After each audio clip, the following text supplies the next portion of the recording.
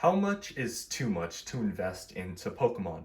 This is a question that hopefully you have an answer to because when you're investing your money into anything, be it Pokemon, stocks, real estate, gold, silver, whatever you're putting your money into, you need to have some sort of knowledge and know how much you're spending on these investments. And honestly, you should just keep track of how much you spend on anything really. But since we're talking about investments here, you should know how much your money you're putting into investments because you do not want to overinvest your money and then all of a sudden need the money and then you're going to have to sell whatever you have probably at a loss, especially with Pokemon. If you're only keeping stuff for let's say a month and then you need to sell it, you're probably going to lose money. And especially if you're selling, online on eBay, you're going to get killed by the fees. If you're selling to a store, whatever the case is, and you need the money quick, you're probably going to end up losing money. So you should know how much you're spending. And honestly, I would keep track of how much you're spending, especially on Pokemon.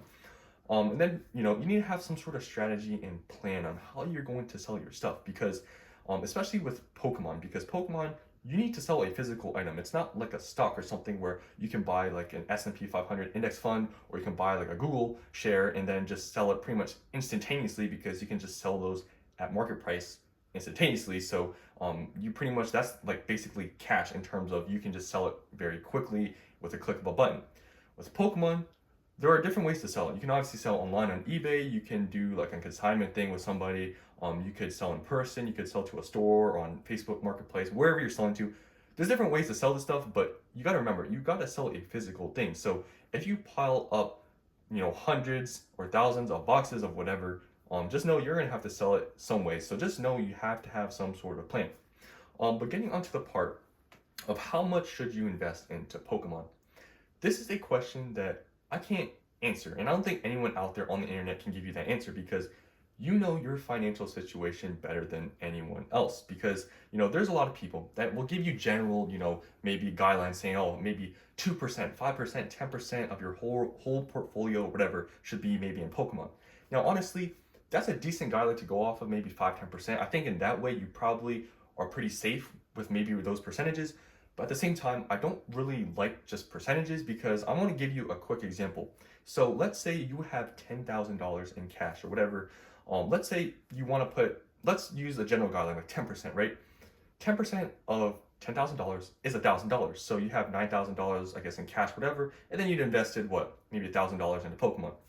But let's say someone else, let's say one person has the $10,000 in cash to do 10% into Pokemon. They have only 9,000 left, right? But let's say someone has $1,000,000. Let's say they put 10% of Pokemon. That's 100,000, but they have $900,000 left over.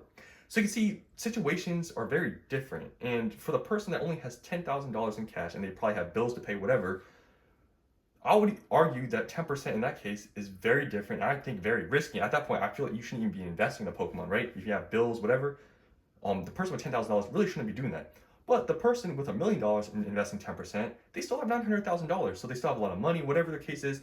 You can see, I just don't think percentages are the greatest way to, say how much you should invest, but definitely it's a decent guideline to go off of. But yeah, percentage wise, it depends on your situation. You know your financial situation better than anyone else. So, percentages, whatever, guideline you use, you know how much you're spending and how much bills you have, whatever. But getting on to I guess myself and why I kind of wanted to talk about this topic is I want to share with you guys why I invest how much I do into Pokemon and what my strategy is and why I'm willing to I guess be a little bit more risky than other people. And a lot of people out there, they overinvest, and I understand this stuff. Yes, it's not as liquid as a stock or something. But at the same time, I believe in Pokemon. I kind of have experience selling. I kind of know how I'm going to sell it. I have a plan and I know how much money I have and I know what obligations I have in terms of bills and how much I spend on other things other than Pokemon. And percentage wise, I have a good amount into Pokemon. I'm not going to give exact percentages. I am not that transparent. Like I show you guys what I have, but I'll never tell you exactly how much I have because then you can calculate how much money I have and I don't know, it's just too much. But I'll just tell you this, I have a lot more than probably what people would recommend you invest into Pokemon, and I'm going to tell you why. So first, I guess I want to show you all the different products I have here because I haven't even showed you guys any of this. It's just, I mean, you can see in the thumbnail, but I want to show you guys, this is one of each product I own. If I got one of each that I own, we have a 151 Pokemon Center Elite Trainer box here. I was able to get this like the first time it released, and I was very happy because if you look at the prices of these now, they're pretty expensive. We have Evolving Skies ETB. You guys know that I have these, and then we have all my booster boxes. We have Vivid Voltage back there, Chilling Rain, Fusion Strike, Brilliant Stars, Astral, Lost Origins, Silver, Temporal, and Twilight Masquerade. So you can see this is one of each product that I own. I just want to show you guys everything that I have. So why am I willing to risk, or I guess invest a lot more than what people recommend?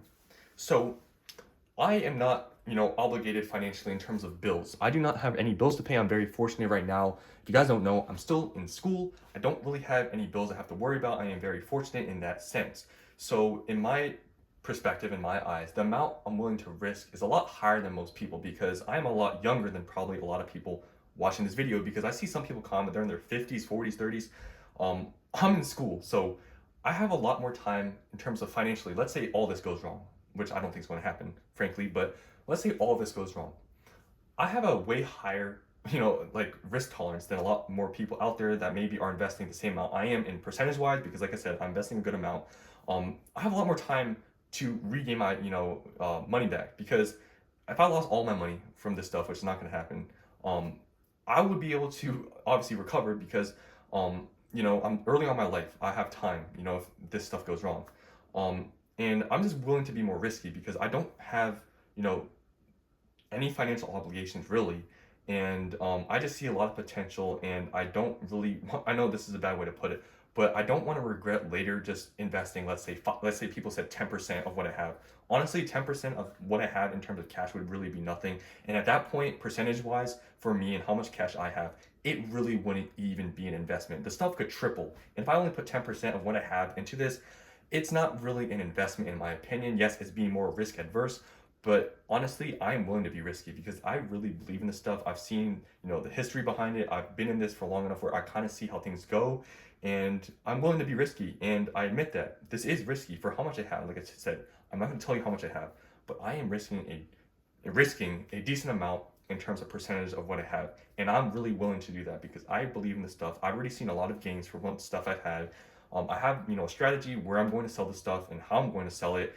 And I don't want to later look back and be like, I wish I would have put more into this because I just like Pokemon. First of all, I know that really has nothing to do with investing because emotionally, emotions should not get in the way of investing. That's just, you shouldn't do that. But a lot of people out there that are investing in Pokemon, especially just now, if you're just getting into it in Scarlet and Violet, these are the people that I feel like if you don't really like Pokemon, like, and you haven't liked it for very long, I feel like it's going to be way easier for you to lose money. And also, if you have just paper hands in terms of you can't, hold on to the sealed product, yeah, you probably shouldn't be investing this much. But I've been doing this for long enough now where I know I don't have any urge to open anything. I've held stuff for years now. I don't have like I've built up such a tolerance. I don't open anything. The last time I opened something was probably these Evolving Skies like Costco bundles I bought. I opened the tin, but I just wanted the ETB out of like the packaging. Other than that, I don't open anything. I don't care to open, but I just like Pokemon and I just like being in this space. I like searching to buy stuff and all this. So I just feel like in terms of holding, I am more capable maybe than other people out there that just got into the hobby, because if you're just starting to invest, you're way more prone to, holding on to product and just opening it up like a month later. You will have to build tolerance up, but I feel like I have that, so I'm not really worried about selling short or whatever, or just, having or just opening all my product. I'm not really worried about that. Um, so just overall, I know I'm rambling a little bit here, but I just am willing to risk it because I am younger. I have a lot more time. If I lose money or whatever the case is, which I don't really think is gonna happen, but let's say it happens, I'm willing to risk the amount I have. I really believe in this stuff. I see so much potential in some of these boxes, and as funny as that might seem, I already have made a decent amount of money, or in terms of unrealized gains, I have also made money selling stuff, even stuff that I didn't really think was that good. And now that I see these boxes, I see the prices, I see the demand, I see the history, I'm willing to risk a lot more than other people because I do not have financial obligations really. I have time, and yeah, I have a strategy. And uh, honestly, being young and stuff, I feel like being risky sometimes is not a bad idea because sometimes in life you need to take some sort of risk. If you have financial obligations, bills to pay, maybe not. But for me, I know my position in life. I know what I have to do. I know how much money I have. All these other factors. I'm willing to be risky with this stuff because I, at this age, um, it's possible that this stuff like takes off in a few years from now and I'll be very happy, but also I know the other end where maybe the stuff doesn't work out as good as I thought. Maybe I'll sell short. I don't know what's going to happen. But at least I have time to rebuild, I guess, my financial status and all that if this all goes wrong. So that's really all I wanted to say today. Just be cautious, have a plan, know how much you're spending, know how many bills you have to pay. Don't get blinded and spend all your money on a Pokemon and then you're gonna have to short sell. Because I see many people online, especially saying that they have to sell their collection because of financial problems. If you're getting to that state, you really shouldn't be investing in Pokemon. But for me, in my state, this is the reason why I do it. I don't have any financial obligations really because I'm fortunate, right? And I see a lot of potential. I already seen gains, and I just kind of know how this goes, and I'm willing to put a lot more money into it than probably people would recommend, and I'm perfectly fine with that. So that's the end. Just want to talk about, my situation, why I'm doing this, and why I'll continue to buy product, and we will just see how this goes. And it'll be very interesting to see how the next few years play out and see if this was all worth it. So that's the end of this video. Hope you guys enjoyed, and I'll see you on the next one.